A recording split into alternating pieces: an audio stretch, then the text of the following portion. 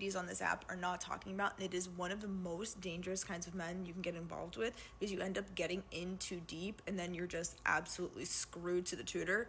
And I'm going to tell you who it is. It is the man who only spends money on you. Why does my cheek look so weird like that?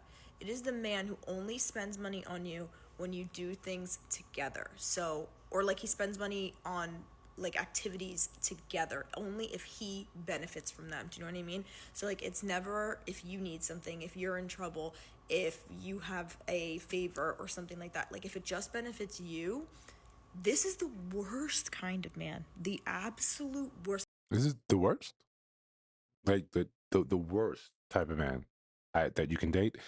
I I think I understand trying to be hyperbolic, trying to make a point, and trying to key in on something here that a man spending money on when he the only time he spends money is when you guys are doing something together is the worst type of man. He, it's come to a point. I don't think we understand what the purpose of a man is and why should he spend his money on you when you're not with him when you're not his wife. When you guys are in a serious long-term committed relationship where he's actually taking on the obligation and the responsibility of making sure you're safe and taking care of you, men just aren't wallets. They're just not. They're just not. And when you reduce them to that, you get content like this that sounds good. That sounds good. It plays on the heartstrings. But the worst type of man you can actually date, I think the internet is filled with examples of the worst type of men that you can date. They're really they we know how that goes. So say something like this that you have no obligation to a man's money. That's just flat out what it is. Anything that he does for you, especially when you guys are just getting to know each other, that's him being kind. You have no obligation to that. That's him adhering to social, mores that have long since gone out the window, but he's still saying, "I'm comfortable doing this." There should just be gratitude for it. There should simply be gratitude for it. But when content like this comes out, this is why men end up being, I don't want to say stingy, but careful, frugal, because now they're always on alert looking for women trying to take advantage of them, even if they don't have a lot to be taken advantage for. Before we let this one play out and probably watch a bit of it, like, comment, subscribe, share the video if you feel so inclined. Sick Series continues. It does. Uh, Hit the notification bell so you don't miss new uploads. Still trying to do 2 a day. Schedule a couple of these out because work is about to get really, really busy. And hopefully I can find some time to rest. I'm not sick throughout. But yeah, let's continue with this one. Because he wants to benefit from every little penny he's spending. Why shouldn't he benefit from his money? If I'm out here working, 60, 80 hours a week, why is that for the benefit of someone I just met, someone I'm just interested in? No, that money has a purpose, right? If you're not careful with your money, if you don't understand the value of your money, if you haven't linked the value of your money intrinsically with the value of your time, you can fall right into this. I have it, it's an account. Let me just spend it because then it'll make her smile or make her like me. This is a poor mentality, and this is kind of the mentality a lot of us men grew up with. If I can make her happy, then I could get what I want from her and I can keep her around. Spend your money on the things that you are interested in. Go on dates that are interesting to you and hopefully also interesting to her. Those dates should be opportunities for you guys to exchange information about one another, get to know one another, see if your crazy activates her crazy. That's it. It shouldn't be, hey, let me see how much I can spend. She shouldn't be looking for the only time he spends money is when we're together. He should be taking care of me when I'm not with him.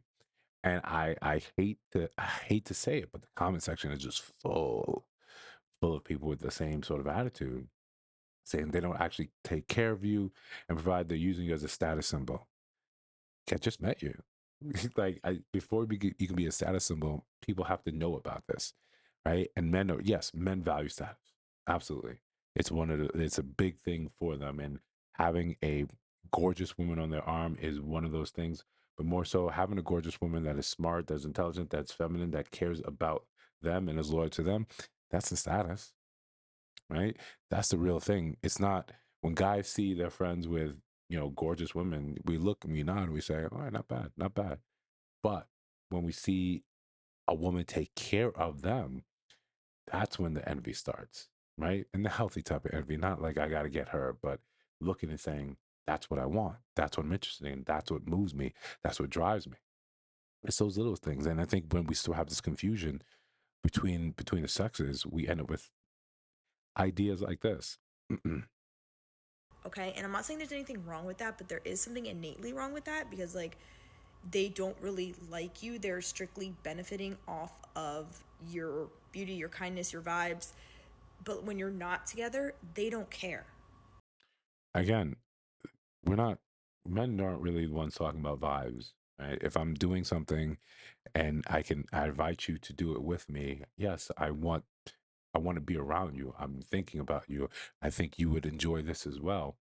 When we're not together, if we haven't really developed there's no reason for me to be paying for anything for you. Your groceries, your nails, your maintenance, anything like that, your rent, nothing. Until we have an obligation to one another and a serious obligation to one another, where now I'm looking to not simply improve your life, I'm trying to improve the outlook, the direction of your life, right? Because now I'm thinking of our lives together. There's no sense of me doing better and you suffering or you staying exactly where you are. That's when I start investing into you. But I don't know you enough to say, let me take on your responsibilities. These are yours, right? If you wanted to be subordinate to a man like that, you just go to work. They don't care if you live or die. Okay, so like this type of man, in my opinion, is one of the worst kinds of men you can date because you don't like kind of clock it until you're into. Again, not the ones that are filled with that fill up the jails, right? Not the ones that chronically abuse women. Not any ones that use them in illegal activities. Not those aren't no. The worst one is the one that says, I only spend money when you're with me in my presence. I take care of you. I pay for our dates. But when you're not, when you go back home, you're on your own. Like the way it reads to us, the way it reads to men is that you're just tired of being an adult. And I get that. Like I say that at least 3 times a week. It would be great if someone just came and said, "Listen, I'm going to make all the decisions. You don't have to worry about anything else. Right? Just take it easy, relax, enjoy your life, and it's all good after that." But this is reality. Your life is a combination of decisions and choices you've made up until this time. So if you cannot finance your own life or you're looking for a reprieve from your own life, that is still an indication of the choices you made. If you want a man to come and essentially save you from that, then there has to be some commensurate value that he's getting from that. There's got to be a reason he sees and says, this makes sense for me to do this. There's value here. But when we do this, when we lead with this and you say this is the worst type of man to date, you don't have to date them. You can date other men that are fine, you know, trying to move in with you, trying to borrow your Ultima, trying to drop you off at work and do God knows what with your car in the interim. But I think we should be careful with our words and our word choice and how we say things, and especially how you put things on the internet, because people say there's a formula for virality, but I haven't found it. So I'm trying to be careful with the word choice. And even then, things go askew, things go awry. People say that this is what it meant, or people say there's inferences in my character. They don't know. I don't know them. I don't take it to heart. But you have to realize that people are listening, people are watching, and people are going to hold what you said. Some people are going to sit there and absorb it. Some people are looking for that as a confirmation for why their life is the way it is. I'm just saying, think about your words, right? I'll see you guys on the next one.